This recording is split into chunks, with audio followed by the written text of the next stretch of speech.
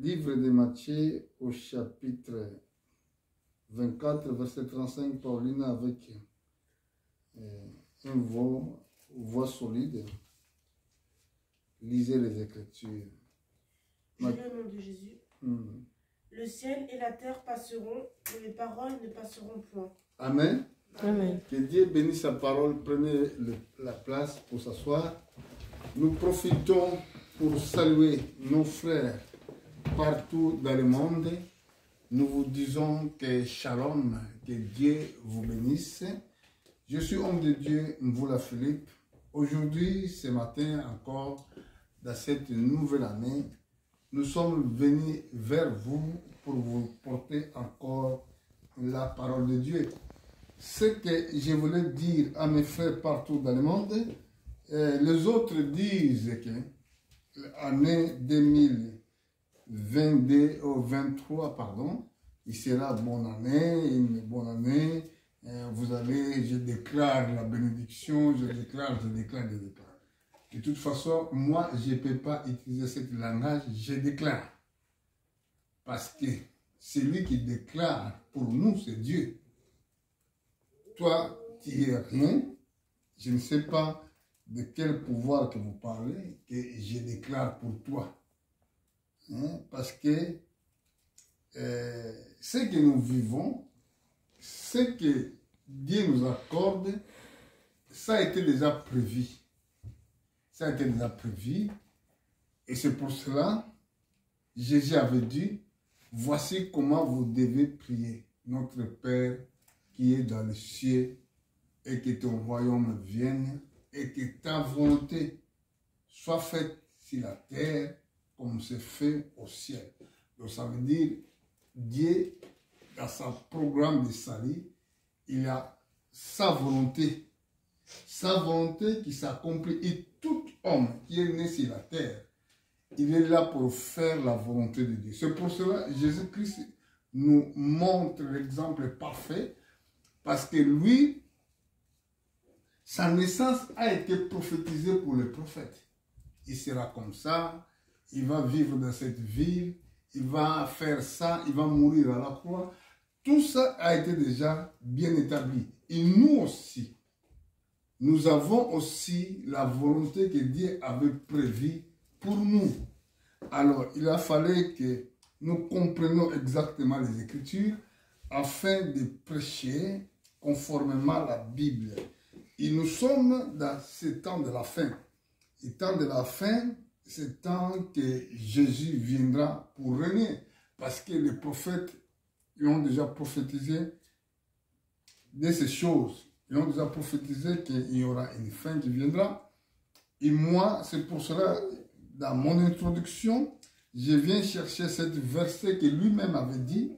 Les ciels et la terre passeront, vous voyez. Donc, mais mes paroles ne passeront point. Ça veut dire, les ciels, c'est synonyme des générations, des nations passeront. Mais la parole de Dieu reste éternelle. Donc la parole de Dieu s'accomplira comme les Écritures disent. Et nous devons regarder les temps prophétiques afin de comprendre le temps que nous sommes en train de vivre. Bon, si je vais aller dans le livre du prophète Daniel, ce que Daniel avait déclaré, je ne serai pas long par grâce de Dieu, et nous allons voir ce que Dieu avait dit, ce que Dieu avait montré à Nebuchadnezzar. Je serai un peu bref là-dessus. Et ce que Daniel a eu comme la révélation de la part de Dieu. Et vous n'oubliez pas que les ciels et la terre passeront, mais la parole de Dieu ne passe pas. C'est pour cela, essayez de mesurer vos paroles. Là, je m'adresse aux prédicateurs, aux pasteurs, aux prophètes. Essayez de mesurer vos paroles quand vous dites des choses. Il faut connaître le temps et quel temps que nous sommes en train de vivre. Je suis dans le livre de Daniel. Daniel chapitre 2, je vais lire, nous allons regarder au verset 44. Paulina, tu peux faire la lecture.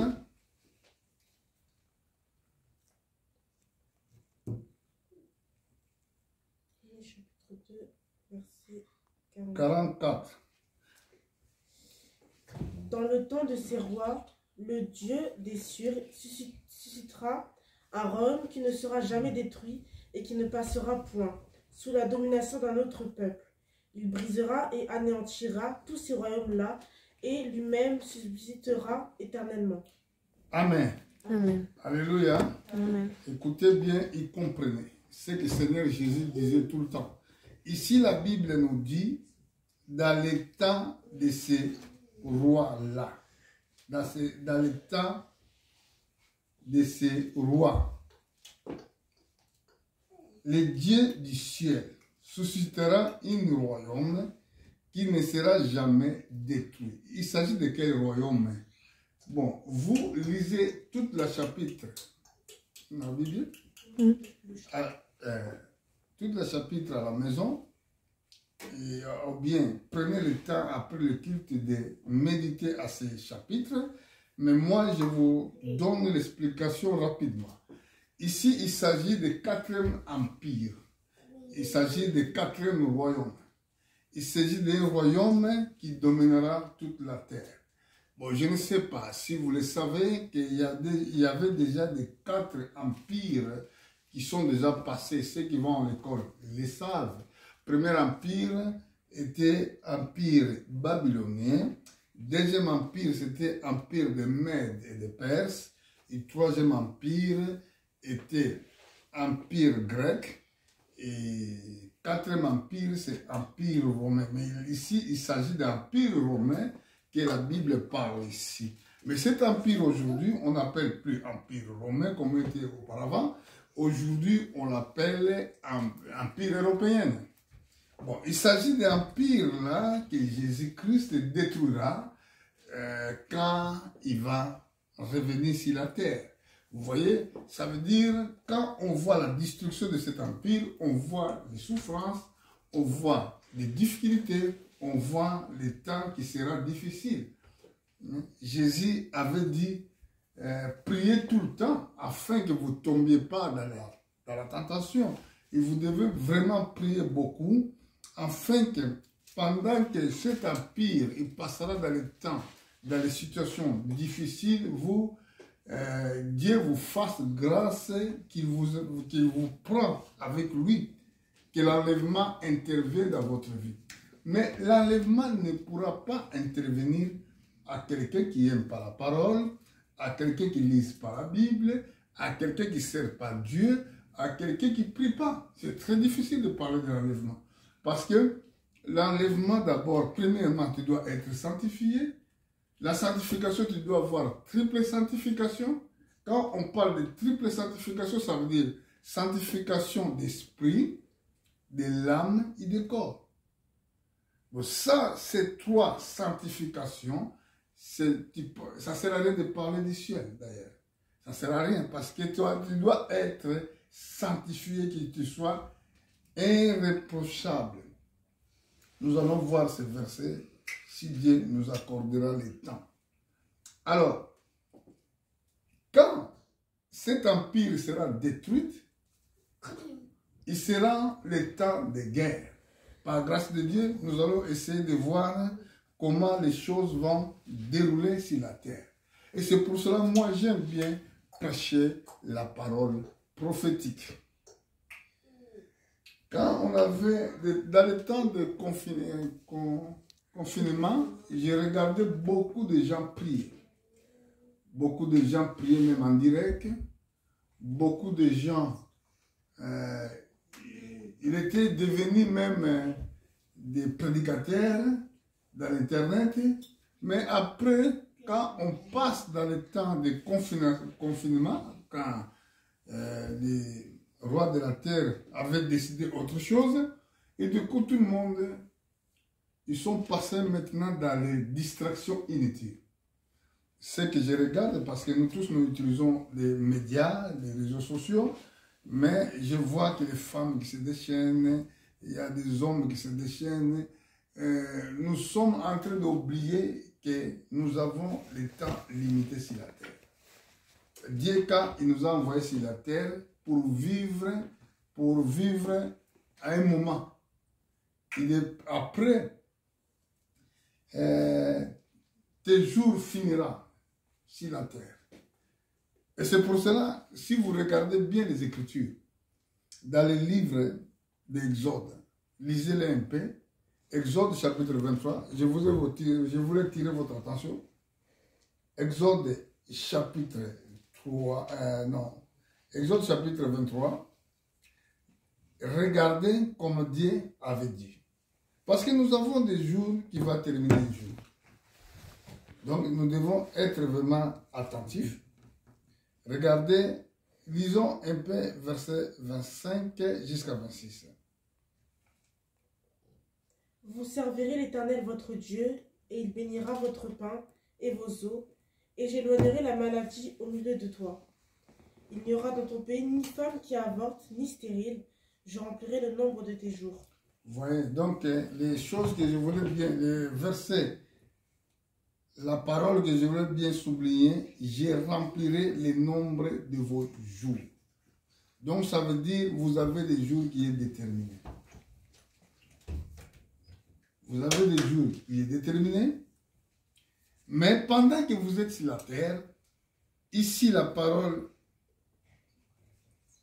de Dieu nous était adressée de dire que vous servirez. C'est un impératif, c'est une ordre que Dieu a donnée ici. Vous servirez. Vous servez, c'est une obligation. C'est obligation même. C'est obligatoire. Chacun de nous doit savoir que vous devez servir, vouloir comme non. Et c'est toi, tu ne voulais pas servir ton Dieu, c'est ton problème. Mais dans le livre d'Apocalypse, les Écritures disent que c'est lui qui vaincra.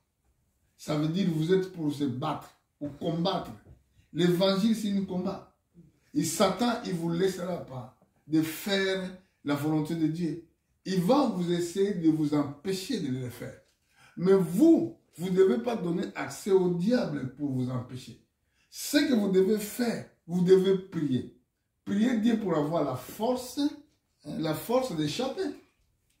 Si vous ne priez pas, ce sera très difficile. Mais quand vous venez avec des sentiments d'avoir des maisons, des richesses, ça, ce n'est pas une prédication, ça. Jésus n'est jamais passé pour parler des richesses, des maisons. Il a dit seulement que cherchez premièrement les royaumes des cieux et le reste des choses. Jésus parle du reste des choses. Il n'a pas cité. Un jour, les apôtres sont venus. Ils ont dit que Seigneur, nous avons abandonné toutes nos familles. Nous te suivons. Qu'est-ce que nous allons gagner? Jésus dit, en vérité, je vous le dis, c'est lui qui a abandonné, qui laisse sa famille. Hein? Écoutez bien, qui laisse sa famille. Ça veut dire, quand on dit la famille, à des fois, tu laisses ta femme. Pas l'abandonner. Tu les laisses. À un moment donné, tu pars loin pour aller prêcher l'évangile. Et c'est pour ça que la Bible dit, c'est lui, en vérité, je vous le dis, c'est lui qui laisse sa famille, sa femme, ses enfants, ses terres pour le royaume des cieux, pour prêcher l'évangile. Dans ce siècle-ci, il va gagner des maisons, des familles. Au siècle à venir, vous voyez, au siècle à venir, vous connaissez le verset là? Au siècle à venir, le royaume des cieux. Nous avons les choses que nous devons gagner quand nous servons Dieu dans cet siècle. Mais ne pourra pas être une prédication que chaque fois que je déclare une bénédiction, ce n'est pas toi qui décides. Il y a d'autres bénédictions. Il vient seulement quand il donne. Dieu avait dit à Abraham, Abraham, je rendrai ton nom grand. Je te bénirai. Je bénirai celui qui te bénira. Vous voyez? Je maudirai celui qui te maudira. Il y a d'autres bénédictions. Tu dois bénir l'homme de Dieu afin que Dieu t'accorde ce que toi tu es en train d'entendre. Vous voyez? Donc, si vous pensez seulement que quand je viens à l'église pour gagner l'argent, pour gagner des maisons, pour gagner la richesse, là, tu Tu ne connais pas qui toi tu es en train de servir. La bénédiction matérielle, ce n'est pas une prédication. La véritable prédication est d'être prêt, est de te convertir, avoir la vie sainte, marcher dans la sainteté. Quand vous marchez dans la sainteté, vous devez aussi éviter les endroits où vous ne pouvez pas passer. L'endroit où vous ne pouvez pas aller s'asseoir. Il y a des conversations que vous ne devez pas écouter. Donc, ça veut dire, vous allez avoir une discipline totale. Regardez comme c'est écrit ici. Vous servirez l'Éternel, votre Dieu. Il bénira votre pain et vos eaux. Il éloignera la maladie du milieu de toi. Il n'y aura dans ton pays ni femme qui avorte, ni femme stérile. Vous avez bien suivi?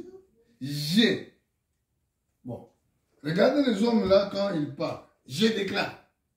Bon, ici qui a déclaré, j'ai rempli, c'est Dieu. Donc nous sommes rien. D'abord, un prophète. Oh, toi tu es prophète, toi tu es qui? Le prophète a des fois, il ne connaît même rien, ce que Dieu fait, si Dieu ne le révèle pas. Donc nous devons être attentifs de ce que Dieu dit. Il a dit, j'ai remplirai le nombre de vos jours. Donc, quand il s'agit de remplir les jours, c'est Dieu qui les fait. Ça veut dire, il y a d'autres personnes qui ne vont pas vivre longtemps à cause de leur comportement. Est-ce que vous avez bien suivi? Je pense que vous me suivez. Est-ce que vous me suivez? Donc, il y a des gens qui ne vivront pas longtemps à cause de leur conduite. Parce que pour vivre longtemps, tu dois s'attacher avec Dieu. Et c'est lui qui a dit ici que j'ai remplirai le nombre de vos jours. Donc, ça veut dire, si tu n'écoutes pas, il y a quelqu'un qui peut réduire tes jours. Vous le savez, c'est qui? C'est Satan. Satan peut réduire la vie des hommes sur la terre. Il a ce pouvoir de le faire. Mais si toi, tu voulais aller en avant, c'est seulement, tu dois être en contact avec Dieu. Il y a un moment qui viendra, cet empire sera détruit. Cet empire sera détruit. Dieu jugera cet empire. Comme il avait jugé la ville de Sodome et de Gomorrhe, et c'est comme cela que Dieu jugera cet empire. Mais nous voyons les choses déjà en train de se former.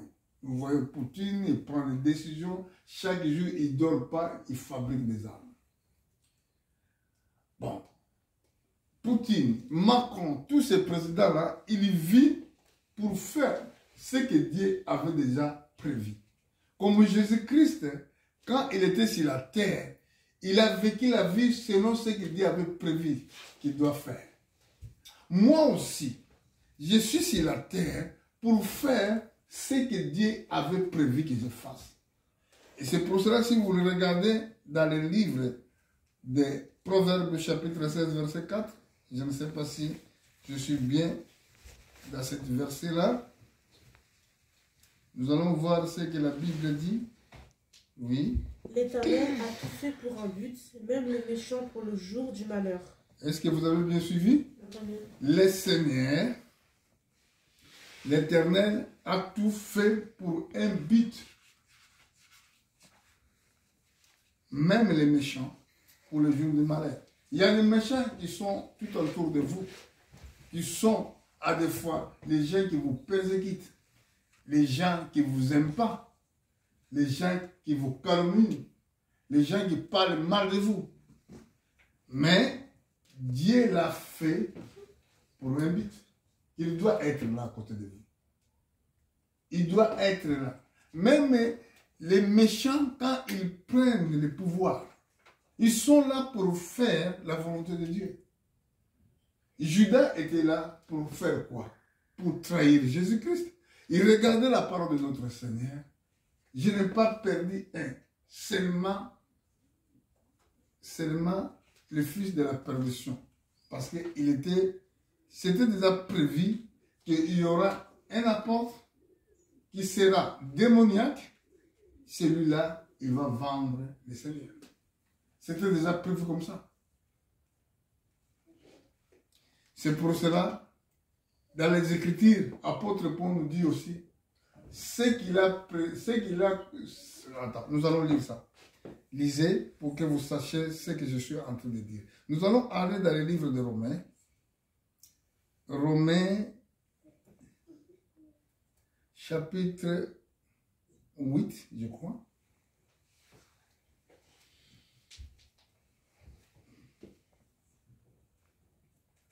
Romains, chapitre 8.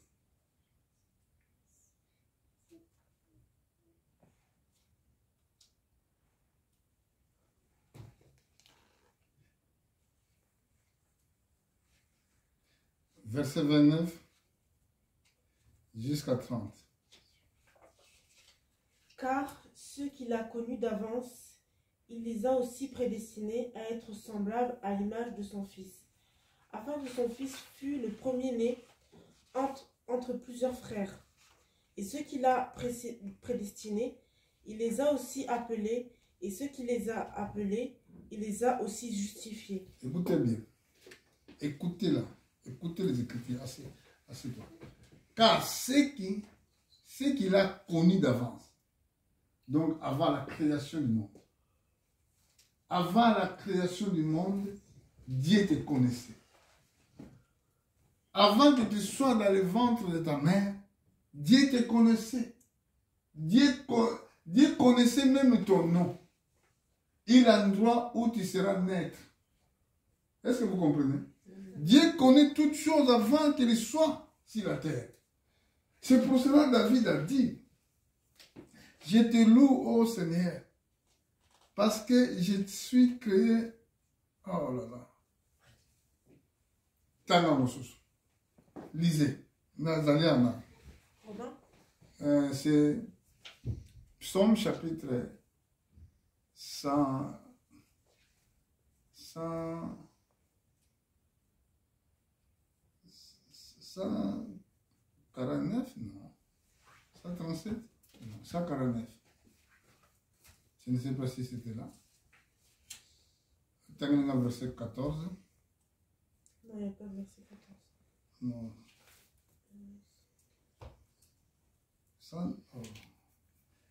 Attends, je vais retourner là, dans cette verset parce que c'est très important. Mais on va aller voir ce chapitre de Psaume. C'est l'écriture que je lis beaucoup, mais comment il voulait m'échapper aujourd'hui. Psaume 137, 139, oui, pourquoi tu n'as pas dit ça? 139, la Bible dit, je te loue, verset 14, de ce que je suis une créature si merveilleuse. Ça, c'est témoignage de David. Il est en train de louer Dieu parce qu'il avait compris qu'il était le créature si merveilleux. Écoutez bien. Il a dit, tes œuvres sont admirables. Ça veut dire quelqu'un qui a bien compris. Et mon âme les reconnaît bien. Vous voyez? Donc son âme, il reconnaissait. C'est ça le problème. Pour prier Dieu, pour servir Dieu, vous devez le connaître. C'est pour cela. Osée a dit, mon peuple périt manque de connaissance. Vous devez connaître celui que vous servez. Pour avoir la crainte même de l'obéir, il faut le connaître.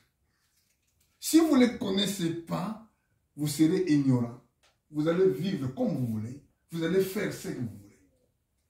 Parce que vous ne savez même pas qu'est-ce que vous allez gagner en restant fidèle pour servir Dieu. Et la Bible dit, mon corps était point caché devant toi. Il parle du corps maintenant. Lorsque j'étais fait dans les lieux secrets. tissé dans les profondeurs de la terre. Quand j'étais une masse informe, tes yeux me voyaient.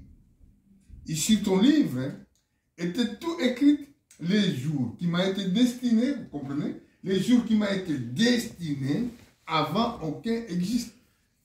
Donc, vous êtes pas sur la terre par hasard. Et si vous pensez que vous êtes par hasard, ça montre, vous êtes déjà perdu. Est-ce que c'est clair? Vous me comprenez bien? Si vous pensez que vous êtes par hasard sur la terre, ça montre réellement que vous êtes déjà perdu d'avance. Parce que ici, David connaissait qu'il est une créature submerveillée. Il est plus qu'un animal, plus que les oiseaux. Parce que Dieu l'a créé pour le service, pour le louer, pour l'adorer. Il avait un but que Dieu l'a créé sur la terre. Mais tous les hommes là, que vous voyez, Poutine, Macron, les autres, Dieu les a créés pour un but. Mais cette but-là, c'est ça qui va finir pour détruire la terre. Dans leur politique, dans leur façon de penser, dans leur manière d'agir. La terre sera détruite. Et moi, je vous montre d'avance que cet empire sera détruit. C'est pour cela, en servant Dieu, vous devez connaître qui vous servez. Dans le livre de Romains, nous étions au chapitre 8, verset 29 à 30, je crois. Là, la Bible nous dit,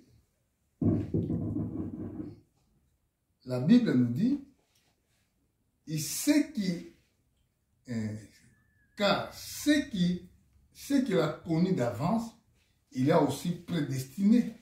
Donc, il faut que Dieu te connaisse d'avance pour être destiné, pour être prédestiné.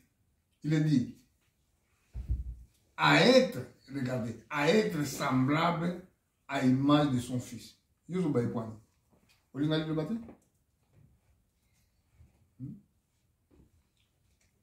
Ce qu'il a connu d'avance, suivez-moi bien dans cette verset, il a aussi prédestiné à être semblable à l'image. Donc, si Dieu te connaissait, si Dieu réellement te connaissait d'avance pour être sauvé, donc tu dois avoir même l'image du Seigneur Jésus-Christ. C'est ça que la Bible dit ici. La Bible dit, car ce qu'il a connu d'avance, il a aussi prédestiné à être semblable à l'image de son Fils. L'image de son Fils. Afin que son Fils fût le premier-né entre plusieurs frères. Donc, si Dieu te connaissait, alors ta vie, façon de vivre, il doit être comme Christ. Mais si tu ne vis pas cette vie de Christ, ça veut dire que Dieu n'était jamais connu. C'est pour cela, dans les derniers jours, beaucoup viendront et diront, Seigneur, Seigneur, nous avons prêché. Il va le dire ouvertement, je ne vous ai jamais connu. Parce que si il te connaissait, tu dois vivre l'image que les gens ils vont voir dans ta vie et seront l'image de Christ. Et la Bible dit, et ce qu'il a prédestiné, il a aussi appelé.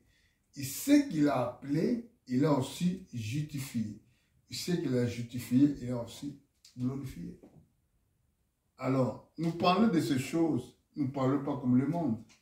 Le monde parle de la politique, il parle de l'économie, il parle de plusieurs choses.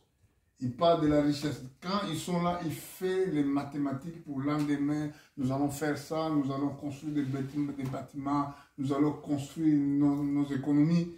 Mais ils ne savent même pas que demain, peut-être, vous n'allez pas vivre demain. Parce que Dieu déjà avait dit ça. Vous devez sonder les Écritures pour savoir. Vous devez consulter les prophètes pour savoir.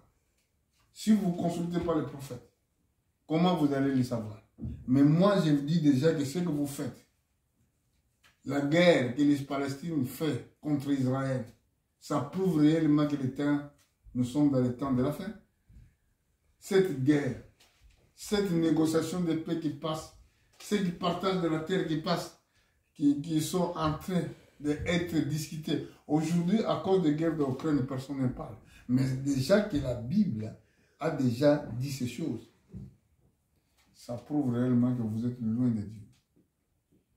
Votre altitude dans sa présence, votre façon de se communiquer avec l'Esprit de Dieu, ça montre réellement que vous êtes en dehors de sa volonté.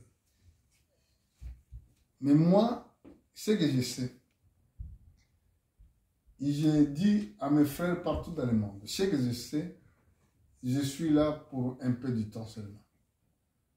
Donc peut-être le temps que j'ai vécu sur la terre seront beaucoup, le temps qui me reste de vivre seront petits.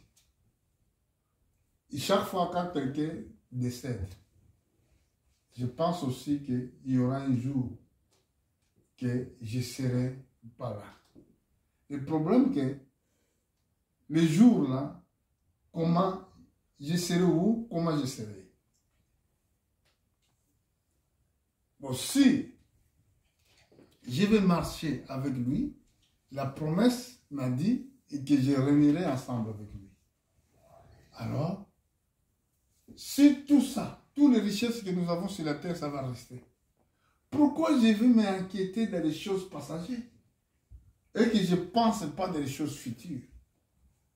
Celui qui est intelligent, celui qui a bien compris, en regardant la parole prophétique rendue claire, les événements modernes rendus clairs par la prophétie, il va se préparer chaque jour, dans sa façon de penser, dans sa façon de vivre. Parce que tout ce que vous voyez, tout ce que vous êtes en train de voir, ça va passer. Satan, il ne vous laissera pas en paix de servir Dieu. Mais Dieu nous donne la sagesse, l'intelligence de comprendre comment nous allons vivre sur la terre. Alors, c'est ce qui passe au Moyen-Orient. Le monde écoute la parole de Dieu. Vous le savez tous. Et qu'il y a une négociation de la terre entre Palestine et Israël. Dans le même temps, il y a un conflit ukrainien, russo-ukrainien. Les choses là, ça ne vient pas par hasard. Donc c'est le temps fixé par la prophétie. Et c'est pour cela que nous sommes en train de voir ces choses. Regardez ce que le prophète Joël avait vu dans son temps. Il est mort, ça fait longtemps. 700 années qu'il avait prêché avant Jésus-Christ. Mais il a dit quelque chose.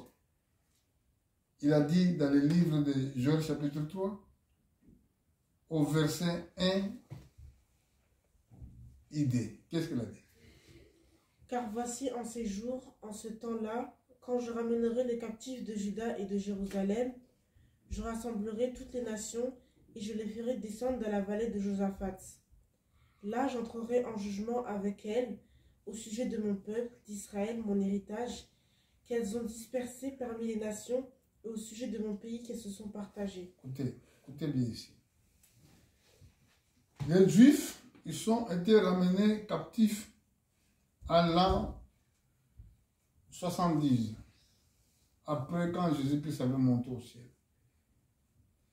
Et Dieu avait promis à travers de son prophète, regardez, car voici à ce jour et à ce temps-là, quand j'ai ramené les captifs de Juda et de Jérusalem. Donc Jérusalem maintenant il est habité.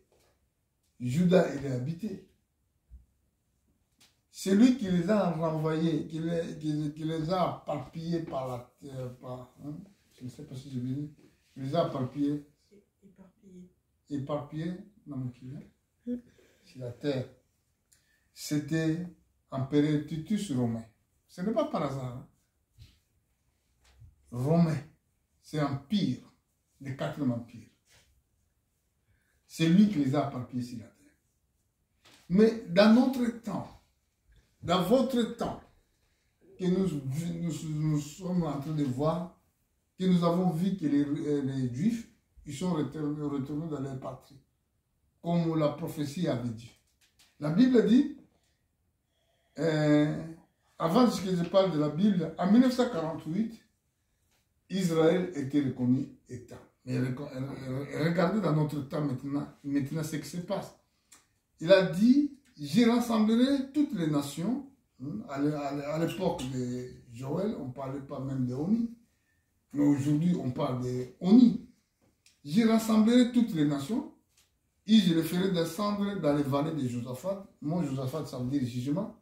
Là, j'entrerai en jugement avec elle au sujet de mon peuple, d'Israël, mon héritage, qu'ils ont dispersé parmi les nations, et au sujet de mon pays, qu'ils se sont partagés. La négociation des partages de la terre. Je ne sais pas que si vous les regardez dans les informations. Les Palestiniens, ils déclarent même qu'Israël doit abandonner les territoires occupés.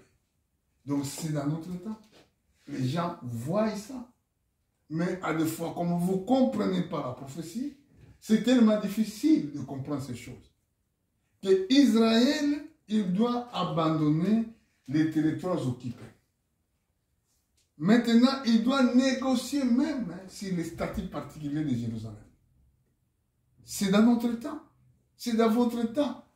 Si vous ne comprenez pas, vous ne serez pas prêts. Parce que les choses là nous montrent que Jésus-Christ, il est déjà à la porte. Regardez. Je vais donner des versets et je finirai mon intervention. Écoutez ce que la Bible dit. Dans le livre de Zacharie. Si dans votre temps, vous voyez la négociation si le capital de Jérusalem, négociation de partage de la terre, et quelle fin que vous attendez encore? Vous osez la ligne pour vous comprendre le fait, mon bébé. Hein? Regardez Zacharie chapitre 12. Qu'est-ce que la Bible dit? Là, je suis dans la parole prophétique. Chapitre 12, au verset 2 jusqu'à 4. Voici, je ferai de Jérusalem une coupe d'étourdissement pour tous les peuples d'alentour et aussi pour Juda dans le siège de Jérusalem. En ce jour-là, je ferai de Jérusalem une pierre pesante pour tous les peuples. Tous ceux qui la soulèveront seront meurtris et toutes les nations de la terre s'assembleront contre elle. Vous voyez? Et c'est pour cela que nous disons que cette guerre qui commence à Ukraine, ça ne va pas finir à Ukraine. Cette guerre, ça va prendre un niveau international. D'abord, ça a déjà pris le niveau international.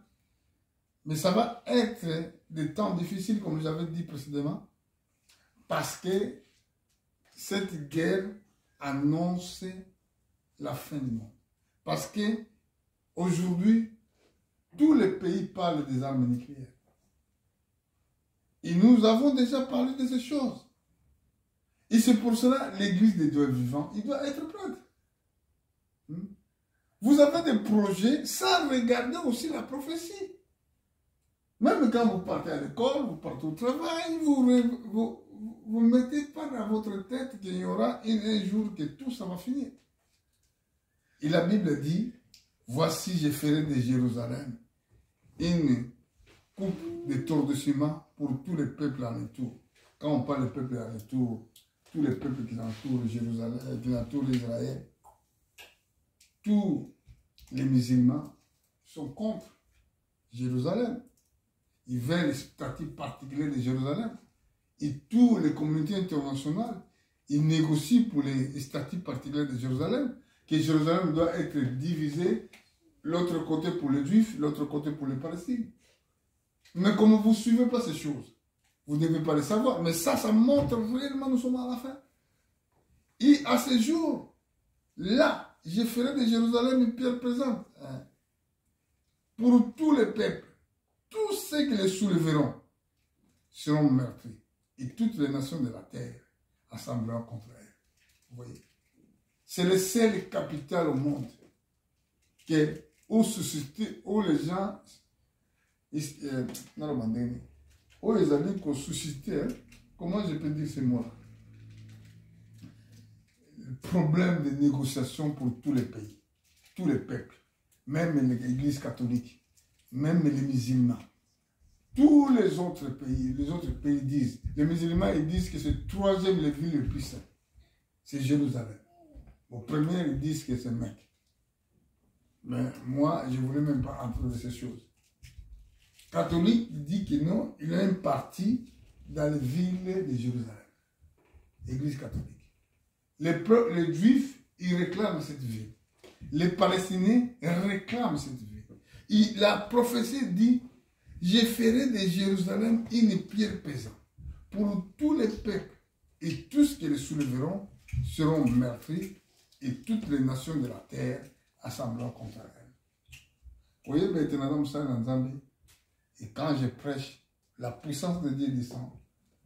Botalaka tout le temps, et qu'est-ce que vous voyez qui passe tout autour de nous? Au moins, on va m'acquérir. Parce que je dérange les gens.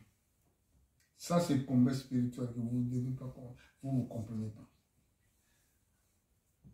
Et Dieu a promis qu'à ce jour, il va frapper en tourdissement tous les chevaux. Donc, quand le prophète voit des chevaux, ça veut dire des cars militaires. Et toute la force militaire, toutes les forces qui vont descendre pour attaquer la ville seront frappés d'aveuglement. Donc, ceux qui veulent comprendre en plus ces prédications comme ça, il doit tout simplement poser certaines questions ou des questions afin que je leur donne particulièrement des explications trop profondes. Et pour finir, j'avais dit, je vais finir au chapitre 14, mais non, j'avais promis de vous donner encore un verset à la fin. Bateau va vous la sauver. Il doit être ceux qui sont sanctifiés en esprit, âme et corps. Qu'est-ce qui se passe dans ton esprit? Qu'est-ce qui se passe dans ton âme? Et qu'est-ce qui se passe dans ton corps? À des fois, vous avez peur de papa, mais vous n'avez pas peur de Dieu. C'est même banga nzambe qui banga papa. Et si vous craignez Dieu, vous allez aussi respecter papa. Maintenant, écoute. Nous sommes prêts. Le temps est mauvais. Est-ce que si Jésus vient aujourd'hui, toi tu seras vraiment prêt? Ici, dans ce verset chapitre 14, la Bible parle du jour du Seigneur. Pendant que l'Église a été élevée au ciel, ici sur la terre, il y aura toujours des perturbations politiques. Et les États-Unis et la Russie, ils vont se confronter à une guerre. Et cette guerre sera une guerre avec des armes nucléaires. Russie, il sera supporté pour beaucoup de pays. La Chine, Corée du Nord, l'Inde, d'autres pays. Je peux dire aussi peut-être, il y a d'autres pays qui ne sont pas encore prononcés. Il y aura des guerres, des massacres. Des armes nucléaires seront utilisées. Des armes là, quand ils seront utilisés, il y a des hommes qui vont en respirant seulement les odeurs. Quand ils respirent, directement ton corps va nous couper. Et c'est écrit même dans la Bible ici. La Bible dit, je rassemblerai toutes les nations pour attaquer Jérusalem. La ville sera prise. Les maisons seront pillées et les femmes violées. La moitié de la ville iront en captivité, mais le reste du peuple ne sera pas exterminé dans la ville. Là, l'église déjà est partie au ciel. Je ne sais pas si toi tu seras là ou tu seras parti avec Jésus-Christ. Je ne sais pas. L'Éternel paraîtra. Voyez, ici, Jésus, il va paraître pour combattre les nations.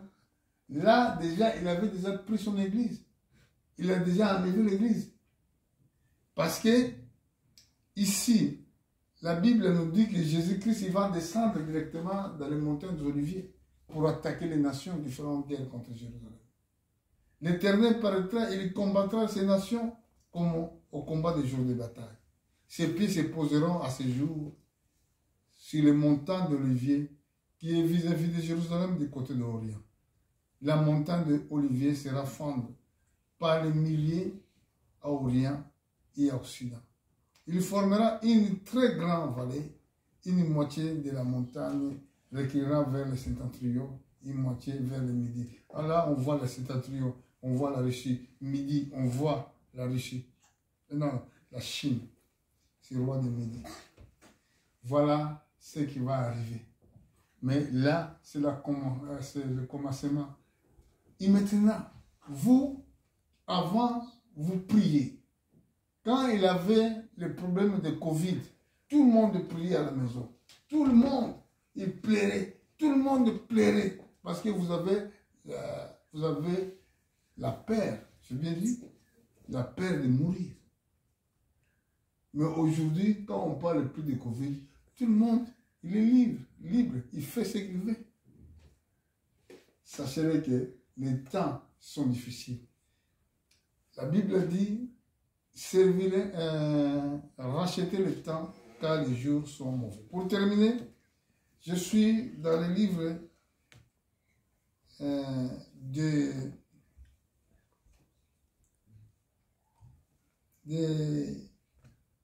Thessaloniciens chapitre 5. Là, je te donne de la place.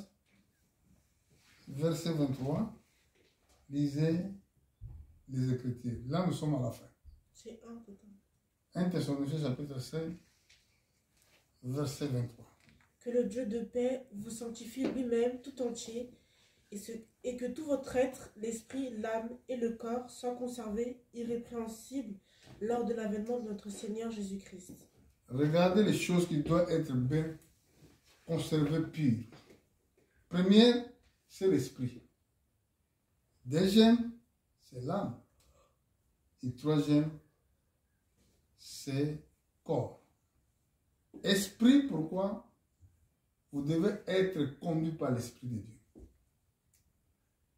La Bible dit, le Saint-Esprit, quand il viendra sur vous, il vous conduira. L'âme, où habite, où siège affection. Votre âme, vous devez aimer la parole de Dieu.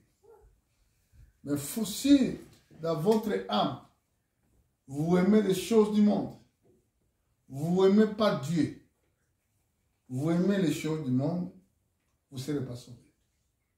Dans votre corps, si dans votre corps, vous n'aurez pas Dieu dans votre corps, vous ne serez pas sauvé. Et maintenant, est-ce que c'est moi qui le dis? Écoutez bien. Vous avez lu dans les Écritures? Écoutez. Que le Dieu de paix vous sanctifie. Il s'agit de sanctification. Ça veut dire quelqu'un qui marche correctement. Lui-même, tout entier, et que tout votre être, quand il parle de tout votre être, la Bible dit l'esprit, l'âme et le corps. Ça veut dire si dans votre corps, vous vivez selon le monde, si dans votre corps, vous faites ce qu'il est votre désir, pas ce que Dieu veut, vous êtes perdu. Si votre esprit, ce n'est pas que Dieu conduise votre esprit, vous êtes perdu. Si dans votre âme, où siège l'affection, Dieu ne se trouve pas là, vous êtes perdu.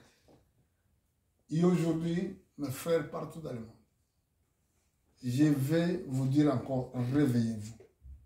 Soyez forts. Pendant que vous écoutez cette prédication, si vous êtes la parole de Dieu, vous êtes touché quelque part. N'ayez pas peur. Entrez en prière.